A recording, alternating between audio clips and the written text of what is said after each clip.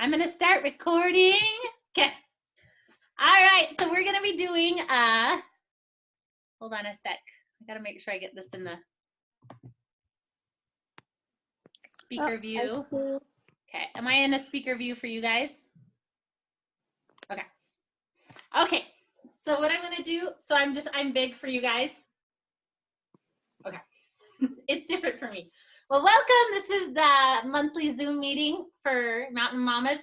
I'm doing the first section is first aid, and we're going to start. We've been talking about assessments and vital signs and what to document and stuff, and now we're going to start going into our actual focused assessment and the things that you're actually looking for when you're doing an assessment.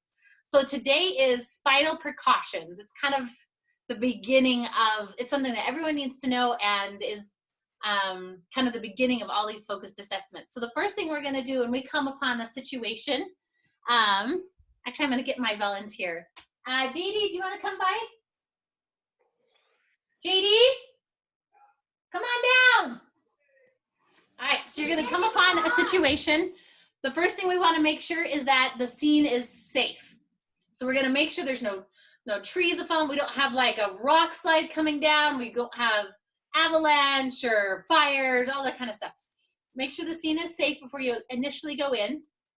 And then we're going to do our A, B, C, D, E. So A is airway, breathing, circulation.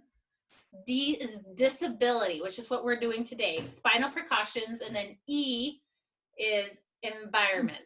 So we're going to be focusing on the D today. So after you kind of go through the A, B, C, Ds and your priorities, then you would do your focused exam. So we come upon somebody and he's lying down here. Hello. Hey, JD. What's up? This is before unconscious state. Okay. All right, so we have a guy here. You can just lay down however you want to lay down. All right. So we see him in this situation. I'm going to pull this back a little bit.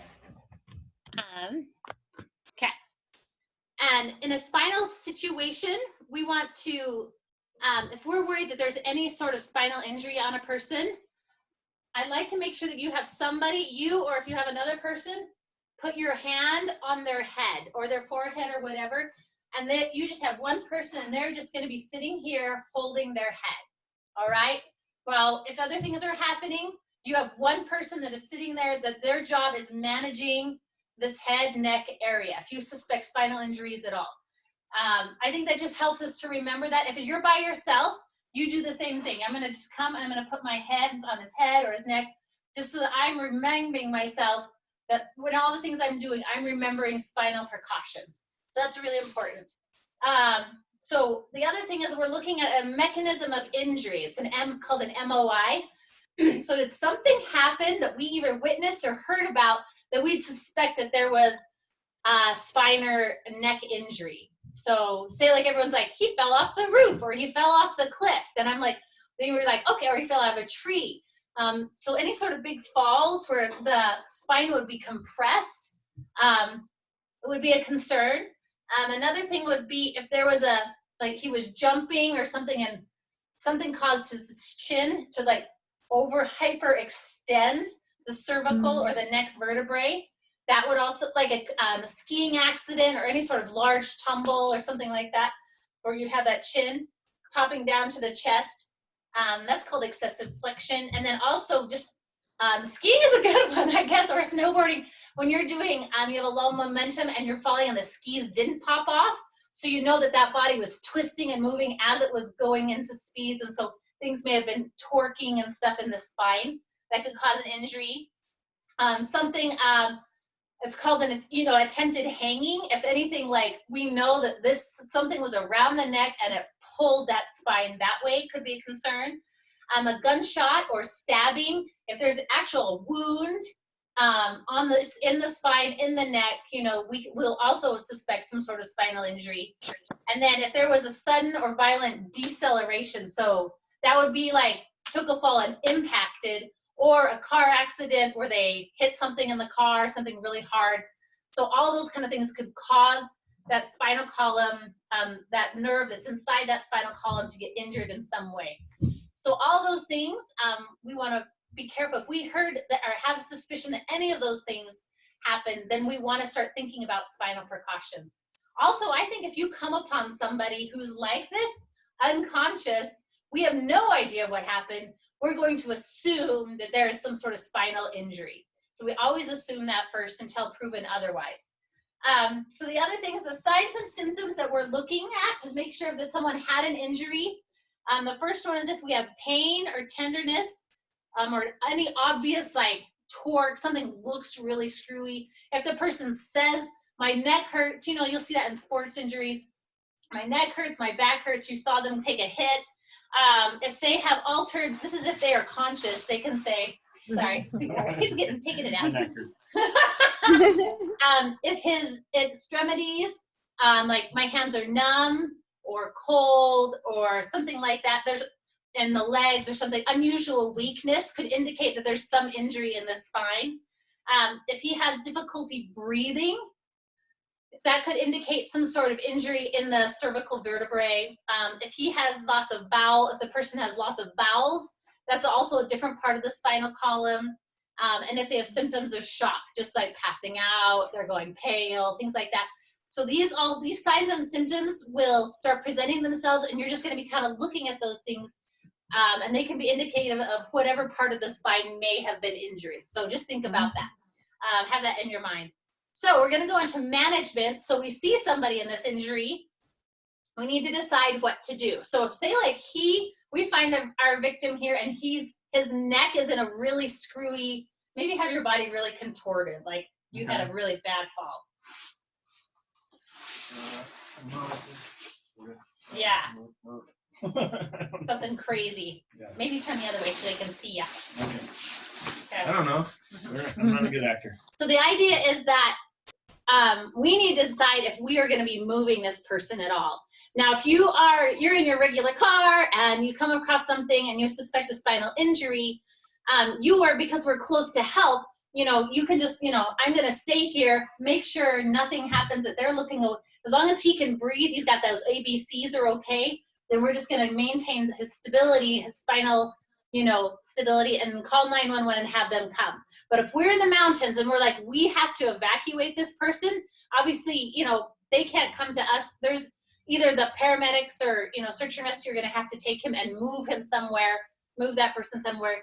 We need to get him in a position where they can be moved. Does that make sense? So that's when you're thinking, do I want to align spine and neck or no? If no, it's no if we are close to help and we know they're on their way. But if we are far away, then yes, we're going to make our attempts to at least get them in a position where we can move them. So the position that the goal we're ending is on their back with their neck straight, their whole spine straight. And that is a perfect position that we can use to move and get people places safely. All right, so we've got somebody who's got maybe like their neck is all super torqued out. This is actually a really nice neck position. So say like your neck is like super kind of twisted or all sorts of weird thing. We want to gently support the neck and the face and kind of put it into more of a normal alignment. Now the trick, you want to be slow and gentle in bringing that into alignment, making sure that if you ever have any resistance or pain, the person screams out, then you stop. But otherwise, you can try and gently move them into a position for that spine to be, that C-spine to be in a good position. Same with the back. If the body is in weird angles and just all contorted, we'll do our very best to kind of slowly move that into a good position so we can get them into the position we want to get to. So slow, gentle, but if you hit friction, if you hit resistance or pain, then we stop. All right? Do the best you can. All right, so the first thing he's gonna have to hear just 1 minute.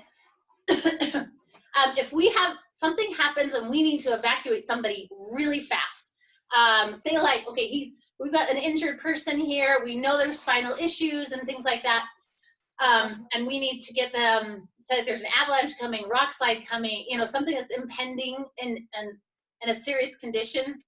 Hey, Brian! Hey. He's our PA, so he can feel free to join in at any time. if we have our patient, I'm going to have you on your back for this. There's a technique called the beam. It's BEAM, body elevation and movement. It's a technique that they use to move people to a new location if we have to, and if you don't have a litter or something to move them. If you have enough people, it works out really good. I included a video on how to do it. I'm not going to be able to do it by myself, but obviously you would have a person. Your head person's the one in charge. They're the one stabilizing the neck. And then you have all your other people. You have ideally at least 2 on each side. And what they're going to do is come in underneath. I'm going to have you scoot over about 3 feet on their back. Back 3. And they're going to put their arms like this under the arm and the back and get in as close to the body as they can. So you have someone like this, someone down by the legs, here, here. And then all at the same time, your head person's in charge, and they're going to say lift, and we'll all lift at the same time to our knees, and then they'll say lift again, and then we'll all lift and stand. And then if you want to just check out the video, it was really good. It's a simple explanation of how to do that, like 5-person lift and how to move someone just, and it's for short distances. If they're all injured on like a rock bed or something like that, we just got to get them to the trail. You know, that'd be a perfect situation on how to do that. So that's called the beam technique. So check that out on the video. It's pretty cool. The other thing I wanted to talk to you about, one of the biggest things is the log roll. And so I included a video on our training as well on how to do, it includes a 1-person and a 2-person log roll. So we're going to be doing that. That's probably the most common technique that you're going to use if they're face down on their belly. All right, so I'm going to have my awesome husband come over and roll. All right, so let me see if you guys can see okay. I'm going to pull this down. So hopefully we're not going to be on any activities where you're going to be by yourself, but if you're in a situation where you're like this, then it's good to know. So I've got him in this position. Usually the back of the head, I like to roll in that direction. So I'll take his arm, I'm bringing it up here, and then I'm going to go to his legs. I'm going to straighten them out gently, checking for any sort of injury, and then I'm going to cross over the leg, going in the direction that we're going to be going. So it'll be those ankles. All right. And then I'm going to take this arm. I'm going to go under his arm and cup my hand around his neck to provide a cushion there when we roll. So I'm going up here, and I've got my hand protecting that neck. And then I take my other hand and I'm using the hip. When we do rolls, you want to protect head, neck, and then you've got shoulder mass and hip mass are the things that you're going to be focusing on. All right, so I've got my hand on his belt, somewhere where I can grab it nice and snug. And then I'm going to just move him over on the count of 3 to myself. 1, 2, 3. And then going up and over protects your pivot. Keeps that spine in alignment, and keeps, that neck and that fulcrum just in a nice, even, we want to keep this as straight as possible. Brian, do you have any comments on that? It's not muted. No, it looks good. That's what they taught us in their advanced wilderness life support class, was basically exactly what you just did. It's a maneuver. I mean, if you were in a situation where help was coming and you could hear the ambulance coming, probably would keep them where they were and not moving. Unless, like you said, there's a dangerous situation, like a fire or they're, whatever, and then you want to get them moved. You kind of just have to do what you have to do. Absolutely. But in some situations, if an ambulance is coming, you don't necessarily have to mess with somebody too much and move them. Yeah, and we talked about that. I think you missed that. That was at the very beginning. Yeah, if you're in the city and you're close, you just keep that, you keep them still. Don't let them move. Make sure that they stay in alignment as best as you can.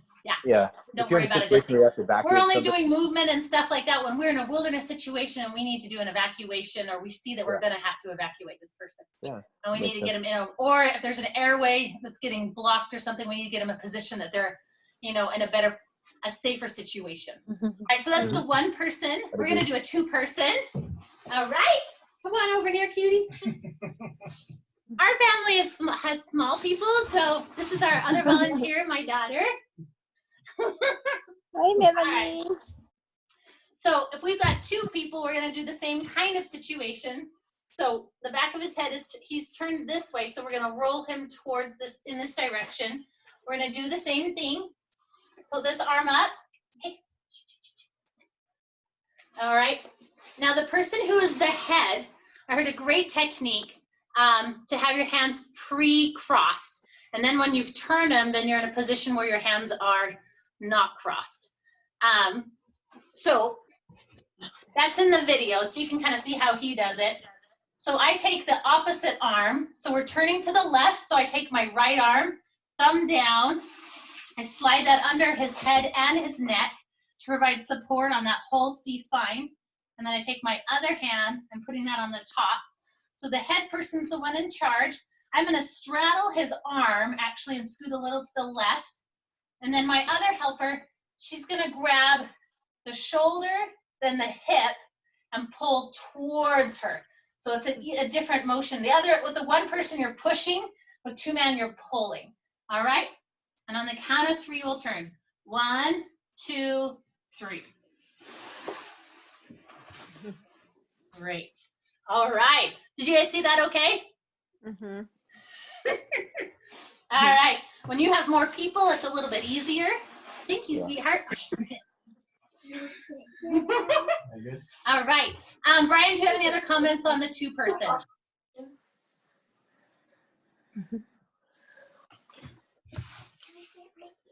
Brian, any comments on the two person?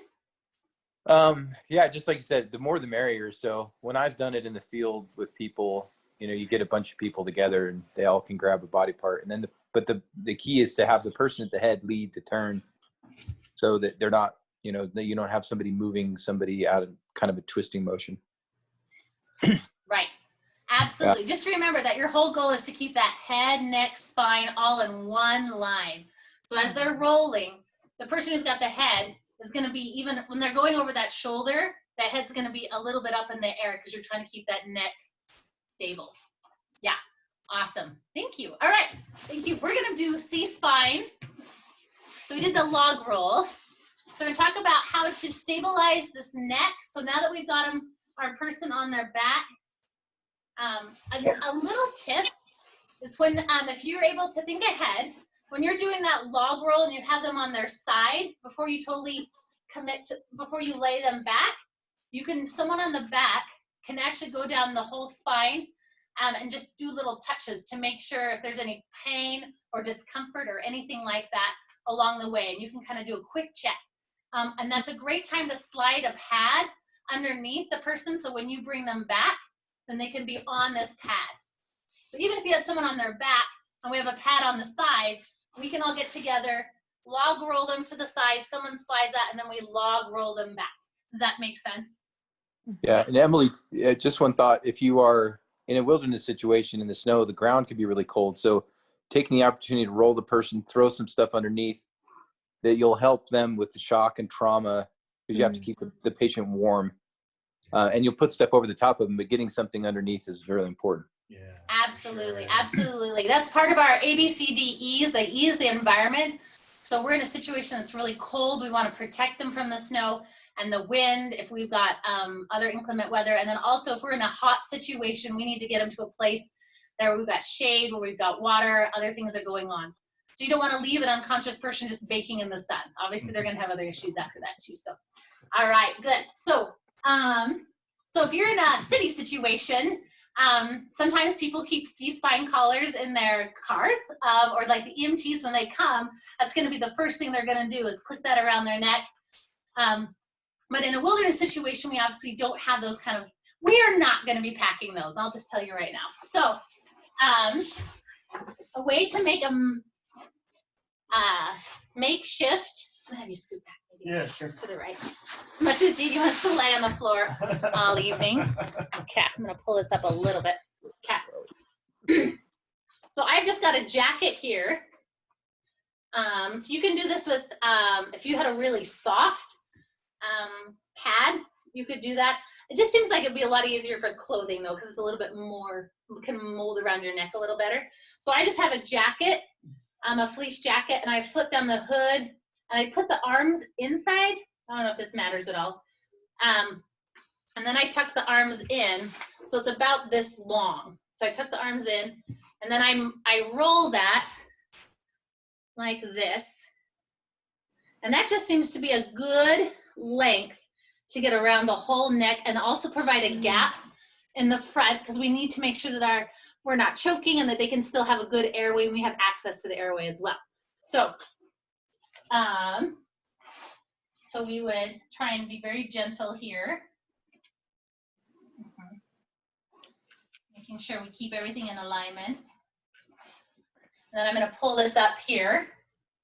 If you wanna, let's see. And then what I would do, take medical tape. This was a technique, and Brian might have some other cooler ones. A long strip.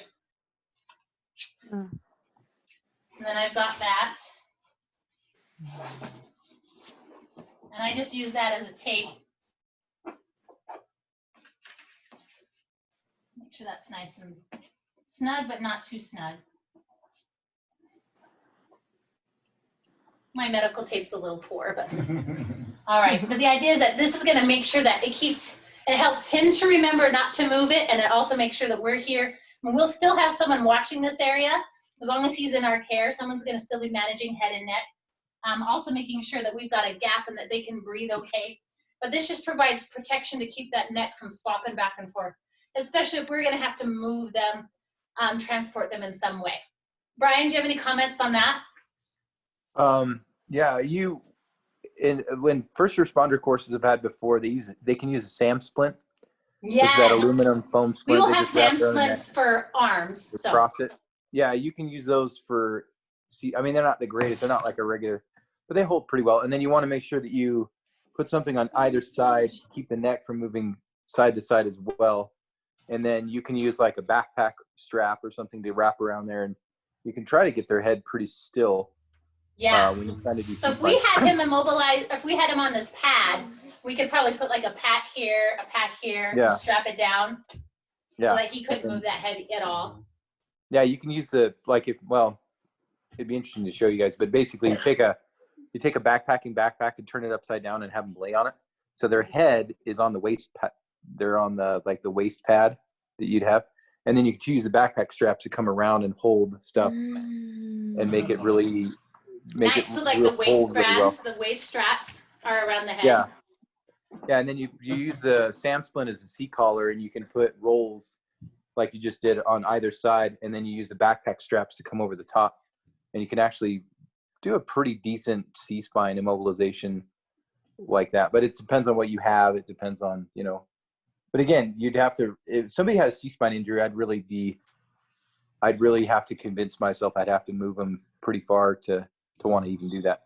But it may come up that you just need to. Yeah, I mean, it's good to know. You always want to defer to someone who has more medical experience, especially if they're close. But if you're like, we're overnighting and we've got issues and we got to go somewhere, it's good to know. Yeah, for sure. No, awesome. You can learn it. It's just a matter of, if you're up in Alaska and you're out pretty far, or, if you're hiking the Y, obviously you probably wouldn't do that. But if you're, if you're like out, in the backcountry or something up above Zion, then you may have to, it's inclement weather. There's light, all kinds of reasons why you might need to move somebody, flood or something. Yeah, absolutely. Great. Thank you. And just stabilizing the neck too while you're waiting for somebody to come transport. That's important too. And doing it correctly, that's important. And then if you have to do CPR because the person's just out, then knowing how to properly immobilize the C-spine while you're doing CPR or something is also really important. So it's an invaluable skill. Absolutely. The last point I wanted to make is that if they've got to be moving, like EMS or search and rescue or whoever's going to be coming, if they need to move them, they're going to be using a hard back litter, like a hard backboard, and that's the ideal situation to move anyone who's got spinal precautions. So they're laying flat on that backboard, if you guys have seen that, and then they've got those two nice really big blocks or whatever you've got available to strap down that head, and then they've also got straps over the person's body to make sure they're not moving or going anywhere. And then you use as many people as you can that are available, and they each have a handle, and we try and move that person out. So and then you also you always want to make sure you can get padding and any of those gaps on that when that person's on that flat board. So you see there's a little gap. We would have a C-spine that would help, our collar to help with this, but there's a little gap on the lower part of the back, behind the knees, things like that. You would probably provide a little extra cushion, and then also they would be strapped down. Anyway, so that's the big thing. Do you think we should worry about evacuating somebody like that if we have if there's a suspected spinal injury? Like I said, you know, if you can get help, and you're going to mobilize them anyway because you don't want the person to move around, and then you got to treat any immediate wounds, trauma, obviously any immediate bleeding that might occur. You know, do a head to toe, do a blood sweep, as they say. And if you're on a trail and you know you get called out to search and rescue, if you have a radio and it's like, oh, we're gonna be there in 2 hours, you're like, well, you know, we could potentially speed it up, but they also have, like in Utah, they have helicopters and stuff. They can come out and rescue people that are pretty remote. So if you're at the edge of a cliff, it would be difficult to hike down. Maybe you know the number in your group is small and it'd be hard to lift and carry somebody. If you're just like you and your husband, or you and a friend or whatever, then so just kind of situational. But then if you're in, like, you know, foreign country and you're potentially doing something, then you know that could be different because the rescue system might be completely different. You might know more than the rescuers, like you probably do. So I mean, I went to Guatemala on this medical trip, and I talked to their ambulance guys, and they actually didn't have anything in their ambulance. Like, they showed me the ambulance, they opened the door, and there was nothing in their ambulance except for a bed. They didn't even have oxygen. There was like gauze and no C-spine equipment, no backboards, nothing. Yeah. So the more that you know, the better off you're going to be, depending on the situation, you know? Yeah, perfect. Thank you so much. Thank you. I just had one last thing, is when you want to stop spinal immobilization. So obviously we have any of those, you saw mechanism in injury, and we have some very obvious signs and symptoms of spinal injury, you know, we're going to stay there. But say like you find somebody, you don't know what happened, we've just been watching them. If you're seeing that there's no signs or symptoms of a spinal injury, they're alert and oriented, they have no severely painful injuries, especially anything in that spine or neck area. They're not deep psychologically distressed, like they're not freaking out. Their extremities feel normal.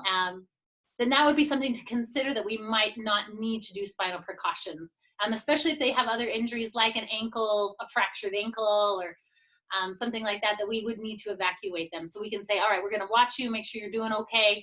And maybe, you know, if things are looking okay, then we could try and slowly sit them up and kind of keep a close eye on them, things like that. And you want to move that slowly, and then, you know, go from there. Any other thoughts on that, Brian? Yeah, so in the ER, we use a thing called the nexus criteria. So you're looking at, but I mean, these would be trained people that have done them a lot, but you're looking for midline tenderness along the neck, a distracting injury, like if they have some kind of open fracture somewhere, then, you know, think, well, they're not reliable. If they're intoxicated, you know, maybe not, people in your group might not be, but there might be somebody you run across that's drunk, then they become an unreliable historian. So you just assume that they could have an injury. And the alcohol could be masking the injury, or like you said, if they're in distress, or they're, you know, but if somebody's able to tell you like, oh, my neck doesn't hurt, and you push down their midline, you know, but if they had a mechanism of injury that was significant, you probably suspect it. If they have any kind of altered mental status at all, then I'd probably just assume do the precaution and take that precaution if you're going to transport them. You know, then they may not have a neck injury, but it's not going to hurt them to be safe. So err on the safe side with neck injuries. That's, I guess, the sum of that up. Absolutely. My very first traumatic situation I came on was a car accident up in the mountains in the middle of the night, and these teenagers had wrapped their truck around a tree, and they were all drunk. And there was a guy sitting behind the passenger behind the driver, had his head behind stuck between the tree, the car frame, and the inside of the car seat. Anyway, and that head, he was jammed down there. And of course, that was the one thing. We were dumb. We didn't know anything. And I think he was already gone when we got there. But, you know, we did our best to try and do CPR, but our spinal precautions were abysmal. You know, like we had no idea what we were, and in a situation like that, you know, you just do the best you can because we were so far from help and things like that. But yeah, you know, you keep things in mind. If you're close to help, you let the other professionals take care of it. You keep things simple. Keep things in alignment as best you can. Make sure their airway and, you know, the ABCs are taken care of. And then, yeah, we do what we can to transport if we have to. Yeah. Yeah. I mean, that's, any kind of motor vehicle accident, you're just assuming, because it's a higher energy injury. And they may be sitting there and they're looking fine, but they could have a neck injury because the way their neck slams around inside a car. Because you're looking at going 30, 40 miles an hour and then just hitting a tree. Yeah. Or another car, then you're going to assume that there's some kind of injury. Yeah, deceleration injuries. We had an emergency room doctor that I was working with when I was a student, and we had this multiple MVA come in with like 5 patients at once. And she just walked around and she touched the back of their neck and she said, "Does it hurt here?" And the guy's like, "Yeah, I think so." And she goes, "Wrong answer." And she put a C collar back on. They did a CT. They did a CAT scan to look at his neck. Yeah. And then There's certain things you say that get you attention. Okay, you get a CT, you get a CT, and you get a CT. All right. Have a nice day. Here's some pain. Well, I want to thank you guys. Thank you, Brian, so much. He's our unofficial medical advisor. So hopefully we get to see him on more of these, and he'll keep us straight. So we're teaching you the right stuff. And yeah, we're excited to keep doing these, and we'll see you guys later. If you want to join us for the second half, we're going to be talking about winter clothing layering and how important that is. So we'll see you guys in a few minutes on the same station. Okay. Right.